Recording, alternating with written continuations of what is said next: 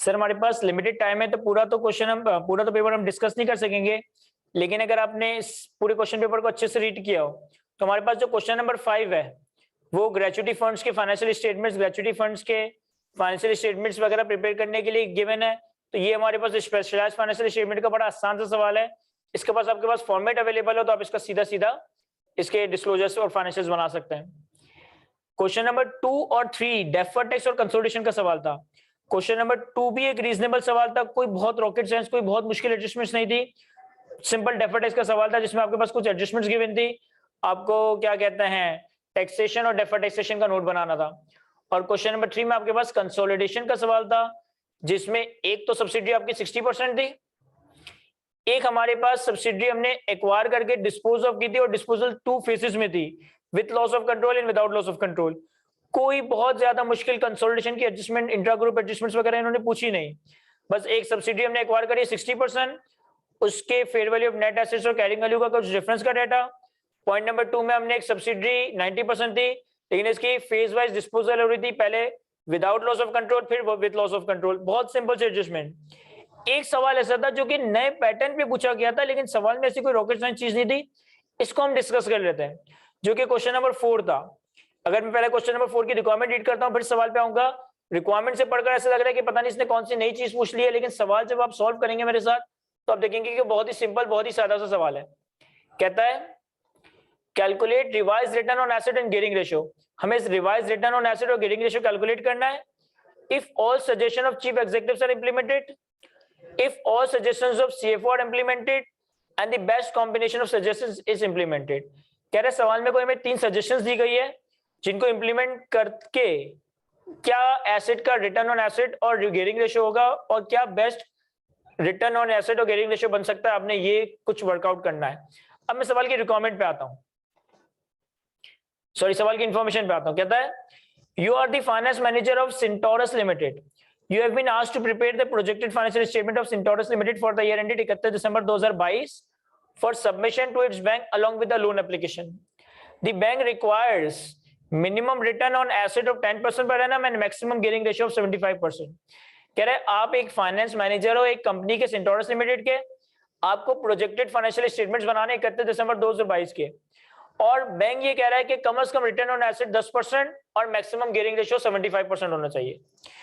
You send the draft projected financial statements to the chief executive and CFO for their suggestions regarding the 3 planned transition which may be executed in 2 ways. Their suggestion have been summarized below। अब देखिए company का chief executive कुछ कह रहा है, CFO कुछ और कह रहा है। 3 तरह की ट्रांजैक्शंस हैं। Number 1 is investment in Hog limited. CEO suggestions में कहता है acquire 1.2 million shares that is 15% without significant financial influence. CFO कहता है acquire 1.6 million shares that is 20% shares with significant financial influence। CEO एक इन्वेस्टिंग कंपनी के 12 lakh shares acquire करने की बात कर रहा है, CFO 16 लाख शेयर्स एक्वायर करने की बात कर रहा है। ठीक है sir. Share based payment to executive, issue shares at the end of the vesting period, pay cash equivalent to the market value of the shares at the end of the vesting period. Chief executive equity settle share based payment की बात कर रहा है, CFO cash settle share based payment की बात कर रहा है। Acquisition of warehouse, lease for 4 years and lease for 1 year। एक वेयरहाउस आपको चाहिए, सीएफओ कह रहा है 4 साल की लीज पे उठा लें, सीईओ कह रहा है कि 4 साल की लीज पे एक्वायर करें, सीएफओ कह रहा है कि सिर्फ 1 साल की लीज पे एक्वायर किया जाए। अब आपसे कहता है return on asset and gearing ratio as per the draft projected financial statement excluding the 3 plan transaction are as follow. कहता है ये जो दोनों की 3 सजेशंस है ना, इसको हटाकर आपको रेशियोज कैलकुलेट करके दिए हुए। अच्छा, आसानी के लिए उन्होंने आपको फॉर्मूला भी बता दिया कि रिटर्न ऑन एसेट होता है profit upon total assets, gearing ratio होता है total liability divided by total equity. Currently इनका 126 मिलियन का एक्सपेक्टेड प्रॉफिट, 840 का एसेट, 340 की लायबिलिटीज और 500 की इक्विटी है, और करंटली इनका रिटर्न ऑन एसेट बन रहा है 15% और गियरिंग रेशियो बन रहा है 68%। बैंक ने कहा था कम से कम 10% का, बैंक ने कहा था कम से कम 10% का रिटर्न ऑन प्लान एसेट और 75% तक का गियरिंग रेशियो होना चाहिए। अब आपके पास कुछ detail of investments, detail of transactions दी हुई है। मैं एक ट्रांजैक्शंस को रीड करता जाऊंगा और अकॉर्डिंगली मैं इसको प्लॉट करते जाएंगे। Investment in Hog limited, CL is planning to acquire shares of HL, a listed company, on 1st April 2022 Quoted price of each share of HL on 1st April 2022 and 31 December 2022 is expected to be rupees 45 and 55 respectively. Purchase of 1.2 million shares will require additional price of rupees 3 per share, while purchase of 1.6 million shares will require additional price of rupees 5 per share. HL is expected to earn profit and other comprehensive income of 62 million and 14 million respectively for the year ended 31 December 2022. HL is not expected to pay any dividend during the year 2020.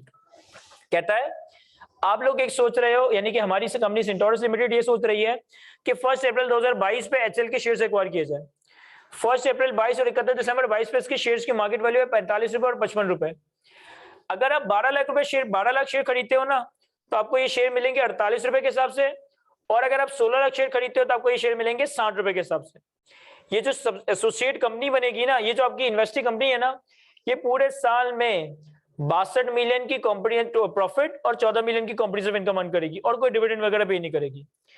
CL account for the investment in associate under equity accounting method, while other equity investments are classified as fair value through other comprehensive income. और company की policy है कि company investment इन associate को equity accounting method के तहत record करती है और नॉर्मल इन्वेस्टमेंट्स को फेयर वैल्यू थ्रू OCI पे रिकॉर्ड करती है। अब एक एक एडजस्टमेंट को मैं रीड करता हूं और इसके अंदर नंबर्स को इनकॉर्पोरेट करता हूं। एक दफा आप लोग खुद एडजस्टमेंट नंबर 1 रीड करें, जब तक मैं बोर्ड रब कर लेता हूं आपके पास अपने पास। यहां देखें सर, सॉल्व करें इस सवाल को।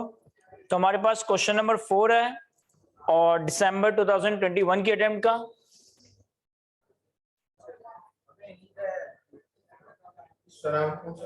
वो भाई आओ ना क्लास सर, वो चेयरें चाहिए, कम पड़ गई हैं। आपकी भी चल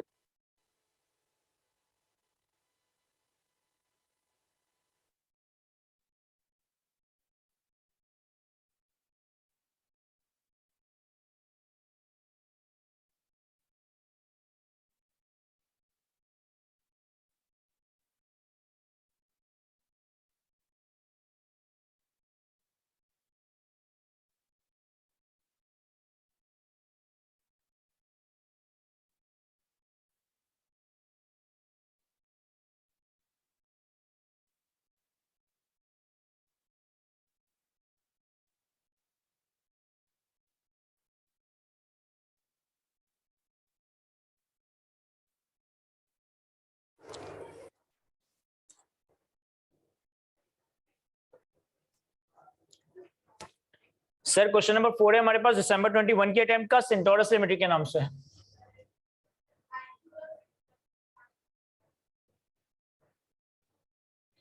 अब देखें आपके पास इस सवाल में प्रॉफिट, एसेट्स, लायबिलिटी और इक्विटी के नंबर दिए हुए हैं और आपको चीफ एग्जीक्यूटिव और CEO की 3-3 सजेशंस दी हुई है। चीफ एग्जीक्यूटिव और CFO की सजेशन से आपके प्रॉफिट और एसेट, लायबिलिटी, एक्सपेंस, इक्विटी के नंबर्स पे क्या फर्क आता है और आपका रिवाइज रिटर्न ऑन एसेट और आपका रिवाइज गियरिंग रेशियो क्या कैलकुलेट होता है, ये आपने सिंपली कैलकुलेट करना था इस सवाल में। तो मैं क्या करूंगा कि सबसे पहले अगर मैं CEO की सजेशंस को इनकॉर्पोरेट करूं, सही है, तो हमारे प्रॉफिट, हमारे एसेट्स, हमारी लायबिलिटी और हमारे इक्विटी के नंबर्स में क्या चेंजेस आएंगी वो एडजस्ट करते जाएंगे। इसी तरह अगर हम CFO के सजेशंस को इनकॉर्पोरेट करें तो हमारे प्रॉफिट, एसेट, लायबिलिटी और इक्विटी के नंबर्स में क्या चेंजेस आएंगे इसको हम अकाउंट फॉर करते जाएंगे। किस तरीके से सर? इन चारों चीजों के नंबर्स आपको सवाल में गिवन है, इन चारों चीजों के नंबर्स आपको सवाल में गिवन है। सर प्रॉफिट का नंबर इन्होंने सवाल में बताया है 126 मिलियन, तो 126 मिलियन का एक दफा प्रॉफिट यहां लिख देता हूं, एक दफा यहां। टोटल एसेट्स का नंबर है हमारे पास 840 मिलियन, 840 मिलियन, 840 मिलियन। लायबिलिटीज का नंबर हमारे पास है 340, 340, 340 और इक्विटी का नंबर है हमारे पास 500। सही है। अब देखें सबसे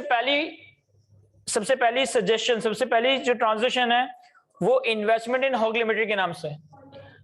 हॉग लिमिटेड की इन्वेस्टमेंट के हवाले से सीएफओ कुछ और कह रहा है, सीईओ कुछ और कह रहा है। सीईओ क्या कह रहा है सर? सीईओ ये कह रहा है कि इस हॉग्स लिमिटेड के 1.2 मिलियन शेयर्स एक्वायर करने चाहिए, और 1.2 मिलियन शेयर्स एक्वायर करेंगे अगर आप, तो 45 रुपए का ये शेयर है, आपको 3 रुपए एक्स्ट्रा में मिलेगा, यानी कि आपको मिलेगा 48 रुपए में। अगर आपने ये 1.2 मिलियन शेयर्स एक्वायर करे तो ये रिप्रेजेंट होगा 15% इन्वेस्टमेंट, ये रिप्रेजेंट होगा 15% इन्वेस्टमेंट। तो इस 15% इन्वेस्टमेंट को आप आईएफआरएस 9 के तहत फेयर वैल्यू थ्रू ओसीआई में रखोगे। अब मैं इसकी सिंपल रिकॉर्डिंग करूं, यानी कि सीईओ के बकौल 1.2 मिलियन शेयर्स एक्वायर करने हैं, सही है। किस रेट पे सर? इसकी फेयर वैल्यू कितनी है सर? इसकी फेयर वैल्यू है 45 पर शेयर, लेकिन हमें इसकी कॉस्ट कितनी पड़ेगी? हमें इसकी कॉस्ट मिलेगी 45 + 3 यानी कि 48 पर शेयर, सही है। और ये 1.2 मिलियन शेयर्स सर 15% इन्वेस्टमेंट को रिप्रेजेंट करते हैं, यानी कि आप इसको किस कैटेगरी में रखोगे सर? आप इसको fair value through OCI model में रखोगे। तो सबसे पहले जब मैं इसे एक्वायर करूंगा तो मेरे पास एंट्री क्या बनेगी सर? मेरे पास एंट्री बनेगी equity investments fair value through other comprehensive income debit, cash credit और लॉस ऑन डिस्पोजल पीएनएल में डेबिट। कितना सर? 1.2 मिलियन शेयर्स एक्वायर करेंगे 48 के, तो इतना हमारा कैश आउटफ्लो होगा। आईएफआरएस 9 में फाइनेंशियल इंस्ट्रूमेंट्स की जो इनिशियल रिकॉग्निशन होती है वो फेयर वैल्यू पे होती है, तो 1.2 मिलियन शेयर्स को आप कैपिटलाइज करोगे 45 पे, यानी कि हर शेयर पे 3 रुपए का लॉस होगा, तो 1.2 का 3 रुपए लॉस। तो अगर मैं नंबर्स प्लॉट करूं तो ये बनता है 1.2 इंटू 45 54, 1.2 इंटू 3 3.6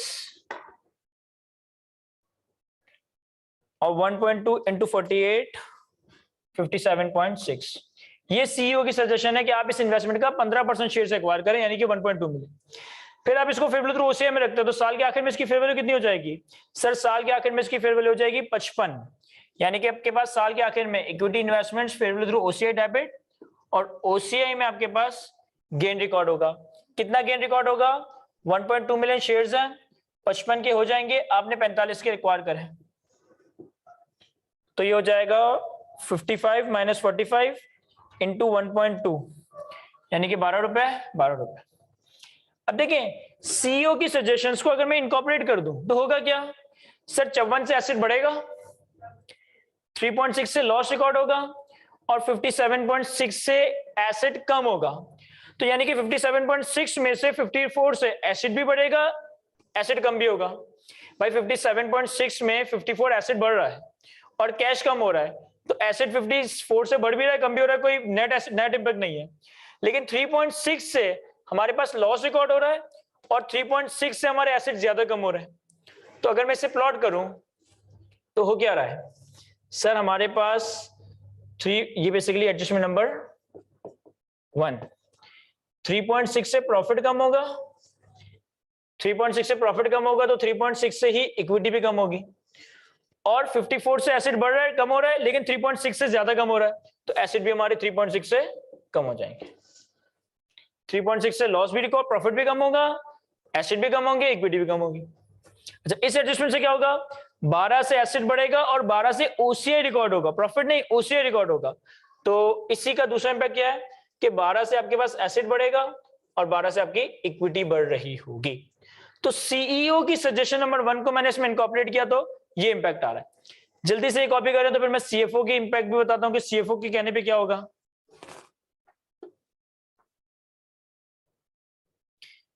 अब सर इसके बाद अगर हम सीएफओ की सजेशंस को कंसीडर करें तो सीएफओ क्या कह रहा है? सीएफओ कह रहा है कि एचएल के 1.6 मिलियन शेयर्स लेने चाहिए।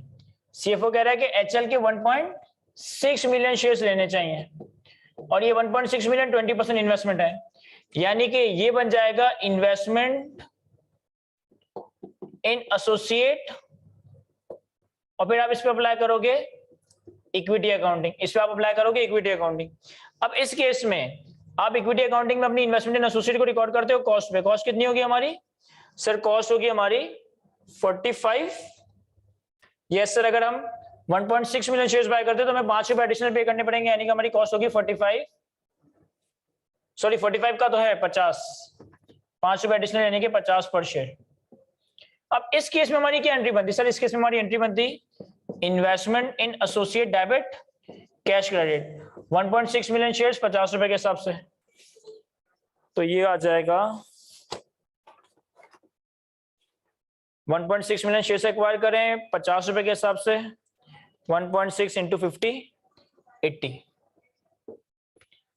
फिर साल के आखिर में ये एसोसिएट हमें कितना कमा के देगा सर? साल के आखिर में इस एसोसिएट का प्रॉफिट है 62, अदर कॉम्प्रिहेंसिव इनकम है 14। तो हमारे पास इन्वेस्टमेंट इन एसोसिएट डेबिट होगा, शेयर ऑफ प्रॉफिट पीएनएल में क्रेडिट होगा, शेयर ऑफ ओसीआई में क्रेडिट होगा। कितने से? सिर्फ एसोसिएट का पूरे साल का प्रॉफिट है 62, पूरे साल की अदर कॉम्प्रिहेंसिव इनकम है 14। लेकिन हम इसको एक्वायर करने का इरादा कर रहे हैं 1 अप्रैल 22 पे, यानी कि जनवरी फरवरी मार्च 3 महीने के बाद। तो इस प्रॉफिट का 9/12, इस ओसीआई का 9/12।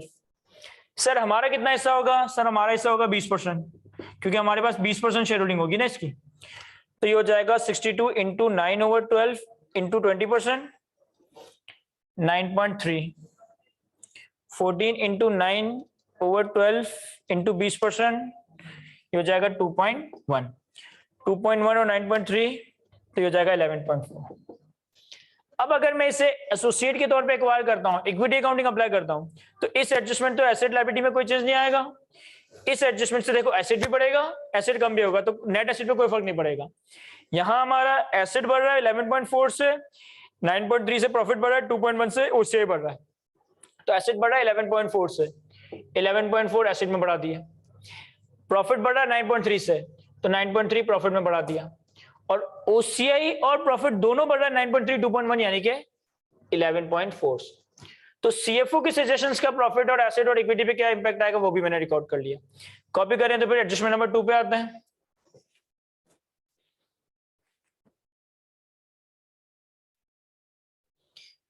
सर एडजस्टमेंट नंबर 2 पे आते हैं।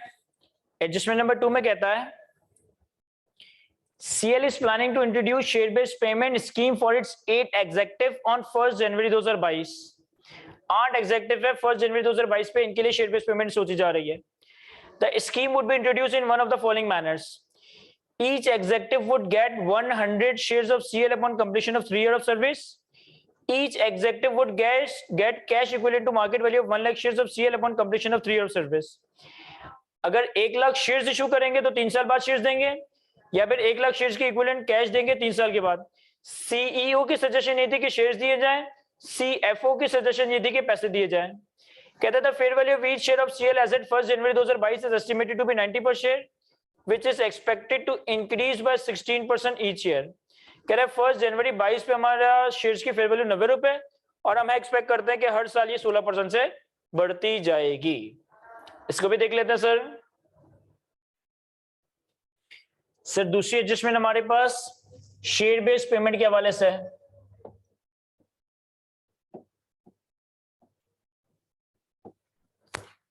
शेयर बेस्ड पेमेंट में हमारा क्या कहते हैं, सीएफओ ये कह रहा है, सॉरी सीईओ ये कह रहा है कि आप equity settle share based payment करें, यानी कि आप सामने वाले एग्जीक्यूटिव को शेयर्स इशू करें। अगर हम शेयर्स इशू करते हैं, इनको शेयर्स इशू करने का वादा करते हैं, तो ये equity settle share based payment होगा। हमारे पास 31 दिसंबर 22 पे एंट्री क्या बनेगी, salary expense debit share based payment reserve credit. कितने से सर? 8 चीफ एग्जीक्यूटिव है, 8 एग्जीक्यूटिव्स हैं, हर एग्जीक्यूटिव को लाख शेयर।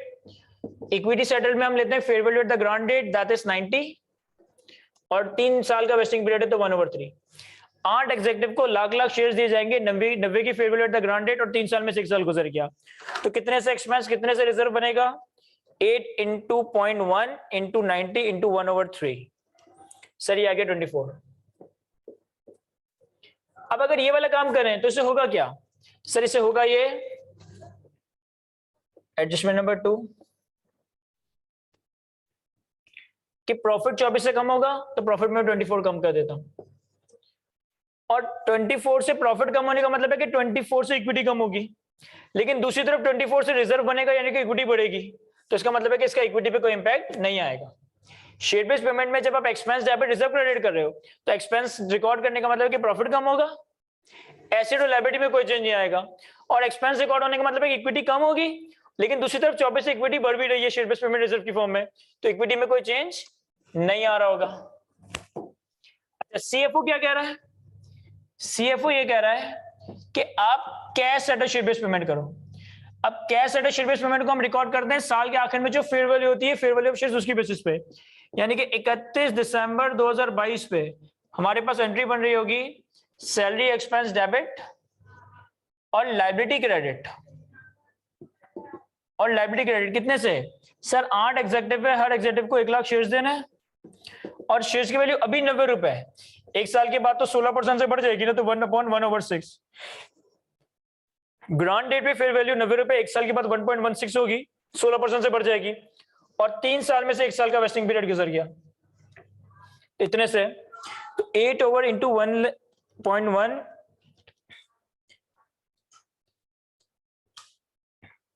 ये बन रहा है सर, एक second,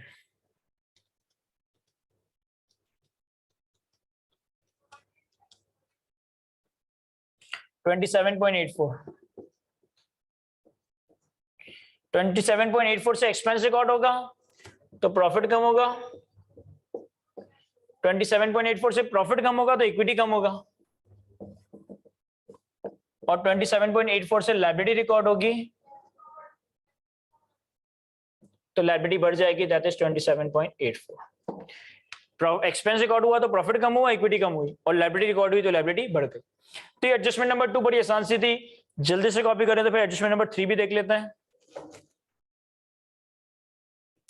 sir last adjustment read करते हैं।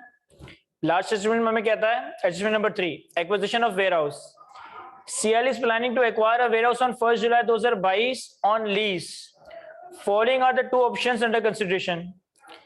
Lease for a non-cancelable term of 4 years with annual installments of 10 million payable in advance, या फिर lease of 1 year at an annual payment of 12 million payable in advance. CEO ये कह रहा है कि warehouse 4 साल की लीज पे लेना चाहिए, जबकि CFO ये कह रहा है कि लीज 1 साल की लीज पे लेना चाहिए, और 12% का हमारे पास डिस्काउंट रेट है। यानी कि CEO के सजेशंस को माने तो हमें IFRS 16 के तहत right to use asset record करना पड़ेगा, लीज लायबिलिटी रिकॉर्ड करनी पड़ेगी, राइट टू यूज एसेट को डेप्रिशिएट करना पड़ेगा, लीज के अगेंस्ट इंटरेस्ट और कैश की पेमेंट रेंटल पे करनी पड़ेगी। और अगर CFO की माने तो यहाँ पे हमारे पास short term lease exception apply हो जाएगी, क्योंकि 1 साल का लीज टर्म है, और 12 मिलियन का जो रेंटल है वो हमारा सिंपली एक्सपेंस आउट हो जाएगा। तो दोनों के हिसाब से वर्किंग करके देख लेते हैं।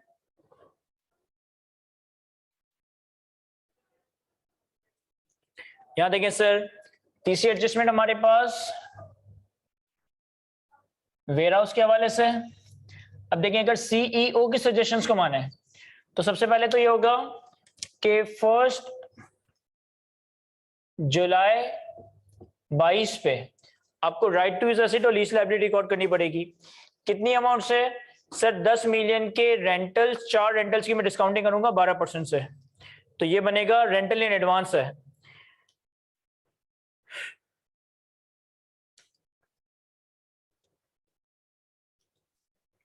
तो ये बन रहा है 34। तो 34 से हमारे पास right to use debit, lease liability credit होगा। चूंकि रेंटल इन एडवांस है तो पहला रेंटल इमीडिएटली पे होगा, तो लीज लायबिलिटी 10 से डेबिट, कैश क्रेडिट 10 से। साल के आखिर में 31 दिसंबर 22 पे 6 महीने का इंटरेस्ट रिकॉर्ड होगा, तो interest expense debit, lease liability credit. Sir 34 minus 24 का 12% इंटू 6/12, तो ये बनेगा, सॉरी 34 माइनस 10, 24 का 12% इंटू 6/12, 1.44। और राइट टू यूज एसेट का डेप्रिसिएशन रिकॉर्ड होगा, तो डेप्रिसिएशन एक्सपेंस P&L में debit, right to use asset credit कितना, 34 डिवाइड बाय 4 साल की लाइफ और 6 महीने का डेप्रिसिएशन, तो ये हो जाएगा 34 डिवाइड बाय 4 मल्टीप्लाई बाय 6/12, 4.25, 4.25। अब अगर मैं इन सजेशंस को इनकॉर्पोरेट करूं तो सबसे पहले 34 से एसेट बढ़ेगा, 34 से लायबिलिटी बढ़ेगी। एडजस्ट नंबर 3, 34 से एसेट बढ़ेगा, 34 से लायबिलिटी बढ़ेगी। फिर 10 से लायबिलिटी पे की, कैश पे किया, तो 10 से लायबिलिटी कम होगा, 10 से एसेट कम होगा, -10, -10। फिर 1.44 से एक्सपेंस रिकॉर्ड किया, लायबिलिटी रिकॉर्ड की, तो 1.44 से प्रॉफिट भी कम होगा, इक्विटी भी कम होगी और लायबिलिटी बढ़ेगी। और फिर 4.25 का डेप्रिसिएशन रिकॉर्ड किया, तो 4.25 से प्रॉफिट भी कम होगा और एसेट भी कम होगा, तो 4.25 से प्रॉफिट भी कम होगा, 4.25 से इक्विटी भी कम होगी और 4.25 से एसेट भी कम होगा। तो ये सारा इंपैक्ट है जो कि सीएफओ के कहने पे आ रहा है, सॉरी सीईओ के कहने पे आ रहा है।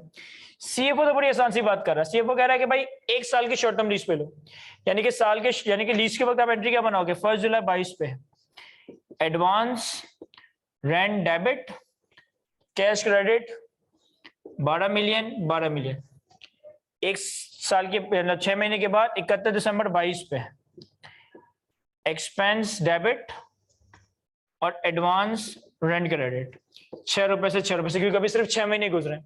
इसको अगर प्लॉट करें तो इससे एसेट बढ़ रहा है, एसेट कम हो रहा है, सॉरी हाँ एसेट बढ़ रहा है, एसेट कम हो रहा है, कोई नेट इंपैक्ट नहीं है। यहाँ 6 रुपए का एक्सपेंस रिकॉर्ड हो रहा है और 6 रुपए से एसेट कम हो रहा है, तो 6 रुपए से प्रॉफिट कम हो जाएगा, 6 रुपए से इक्विटी कम हो जाएगी और 6 रुपए से हमारा एसेट कम हो रहा होगा। अब हमने बस सिंपली टोटल करके adjusted profit, adjusted asset, adjusted liability, adjusted equity calculate करना है और इन रिवाइज नंबर्स, यानी कि पहले इन चारों रिवाइज नंबर्स के बेसिस पे गियरिंग रेशियो और return on asset ratio calculate करना है और इन चारों रिवाइज नंबर्स के बेसिस पे गियरिंग रेशियो और plan return on plan asset calculate करना है। और फिर हम ये देख लेंगे कि बेस्ट कॉम्बिनेशन क्या हो सकता है, यानी कि इन दोनों में से कौन सी चीज ज्यादा बेहतर है, इन दोनों में से कौन सी चीज ज्यादा बेहतर है और इन दोनों में से कौन सी चीज ज्यादा बेहतर है, और फिर उस बेसिस पे हम रिवाइज रेशियो, गियरिंग रेशियो और रिटर्न ऑन एसेट कैलकुलेट कर रहे होंगे। कॉपी करें इस वर्किंग को, तो फिर हम आगे बढ़ते हैं। कर लेते सर।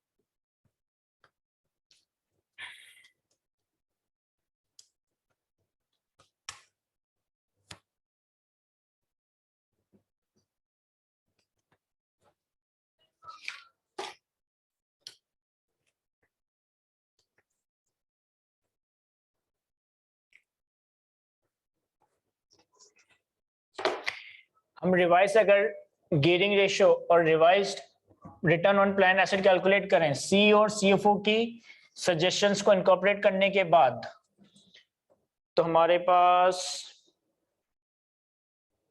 देखें, अगर सीईओ की सजेशंस को इनकॉर्पोरेट करूं और मैं अपने पास रिटर्न ऑन एसेट कैलकुलेट करूं, तो रिटर्न ऑन एसेट का फॉर्मूला क्या था, प्रॉफिट अपॉन टोटल एसेट्स। तो प्रॉफिट हो जाएगा हमारे पास 92.71, एसेट है हमारे पास 868.15 और गियरिंग रेशियो क्या sir, liability divide by equity. Liability हमारे पास 365.44 और इक्विटी हमारे पास 502.71।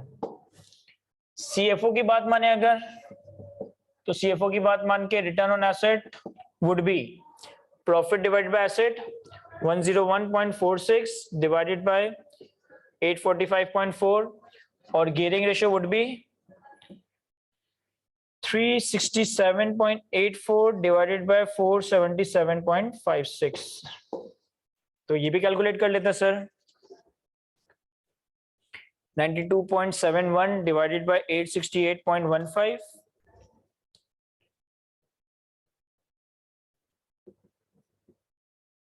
10.67%।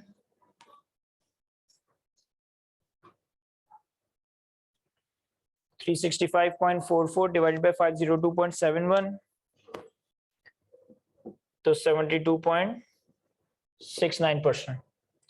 101.46 divided by 845.4 12%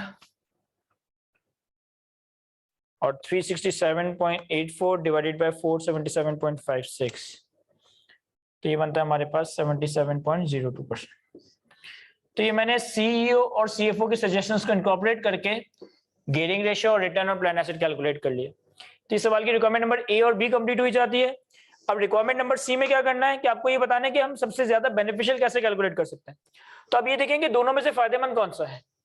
अगर आप यहाँ देखें तो यहाँ 3.6 से प्रॉफिट कम हो रहा है, एसेट कम हो रहा है, इक्विटी कम हो रही है। फिर 12 से एसेट बढ़ रहा है, 12 से इक्विटी बढ़ रही है। लेकिन अगर हम यहां गौर करें तो 9.3 से प्रॉफिट भी बढ़ रहा है। इन दोनों का सम 11.4 से कम ही होगा और 11.4 से एसेट और इक्विटी बढ़ रही है। यानी कि इस वाले केस में ये वाला काम ज्यादा बेनिफिशियल है क्योंकि यहाँ प्रॉफिट भी ज्यादा बढ़ रहा है, एसेट भी ज्यादा बढ़ रहा है, इक्विटी भी ज्यादा बढ़ रही है। इन दोनों का कंपैरिजन करें तो 24 से प्रॉफिट कम हो रहा है, यहाँ 24 से प्रॉफिट कम हो रहा है, यहाँ 27 से प्रॉफिट भी कम हो रहा है, 27 से लायबिलिटी भी बढ़ रही है, 27 से इक्विटी भी कम हो रही है। तो ये वाला काम ज्यादा बेनिफिशियल है। और अगर इनको आप देखें तो इसमें सिर्फ 6 रुपए से प्रॉफिट एसेट लायबिलिटी कम हो रही है। यहाँ पे हमारे पास कुछ ज्यादा इंपैक्ट रिकॉर्ड हो रहा है किस फॉर्म में कि 34 से एसेट और लायबिलिटी तो बढ़ रही है, यानी कि नेट इंपैक्ट नलीफाई हो रहा है, लेकिन एक्सपेंसेस वगैरह की वेटेज ज्यादा आ रही है। तो अगर मैं इन चीजों का नेट करके देखूं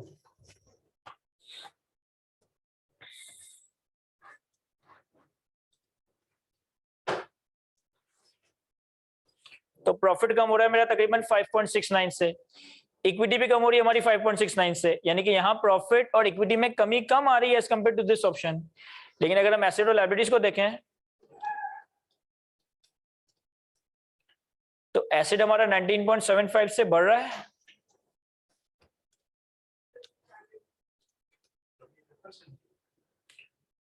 और 25.44 से 25.44 से हमारी लायबिलिटीज बढ़ रही है। तो इस केस में जो हमारे पास बेनिफिशियल है वो सीएफओ की सजेशंस है क्योंकि इससे हमारे एसेट लायबिलिटी वगैरह पे इतना मेजर फर्क नहीं आ रहा, तो हम ये इनकॉर्पोरेट कर देंगे। अपने तीसरे केस में आपने करना किया कि आपने प्रॉफिट एसेट लायबिलिटी इक्विटी के नंबर्स लिए, इनको अकाउंट फॉर किया, एडलेस किया, इनको एडलेस किया और इनको एडलेस किया। तो आपके पास रिवाइज प्रॉफिट एसेट लायबिलिटी और इक्विटी के नंबर्स आ जाएंगे और आपको revise gearing ratio, revise return on plan asset calculate करना होगा। तो आई होप कि इस सवाल में आपको अच्छे से सॉल्व करवा चुका हूं, समझा सका हूं। आज के इस लेक्चर को हम यहीं तक रखते हैं। Thank you, Allah Hafiz.